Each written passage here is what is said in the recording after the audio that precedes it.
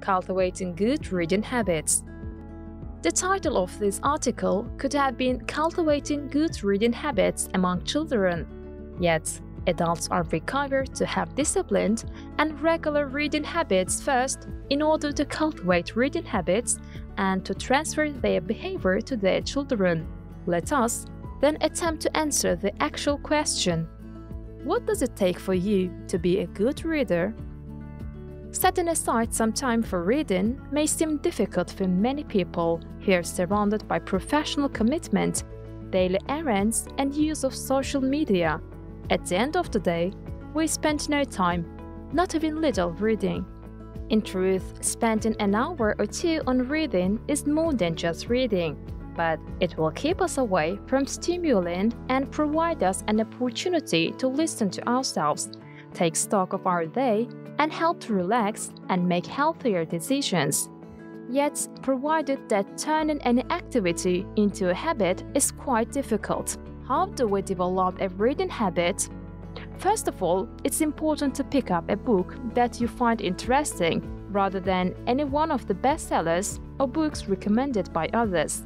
It's not uncommon for individuals who attempt to develop a reading habit to read 20 or 30 pages, then drop it. I don't blame yourself because you cannot continue reading. You should consider taking some precautions.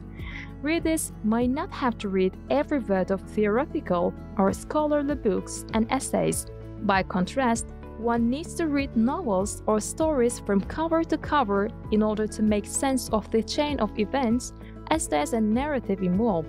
Readers must be aware that the first 30 or 40 pages may prove to be a major challenge while delving into classic novels. In a way, the classic tests their readers at that point. One could read the authors describe a wall, an emotion, or some street for pages and pages.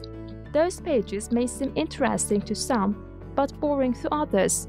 In truth, one must keep in mind that a book's literal value is most stored in its introductory chapters. Therefore, the book opens up and welcomes to its universe the persistent reader who finished that part. Once a certain level of trust is established between the book and the reader, the book mostly proves impossible to toss aside. Being surrounded by readers is also very important for those trying to develop a reading habit. For example, you could read a novel simultaneously with your friends and discuss the book or talk about its author with them over a cup of tea, which would consolidate your reading habit. After all, being exposed to different text types, which you already finished, is likely to inspire you to read some other books and to broaden your horizon. The best part is that your kids will greatly benefit from being around your conversation about the books. This way, you can get them to start a book club with their friends.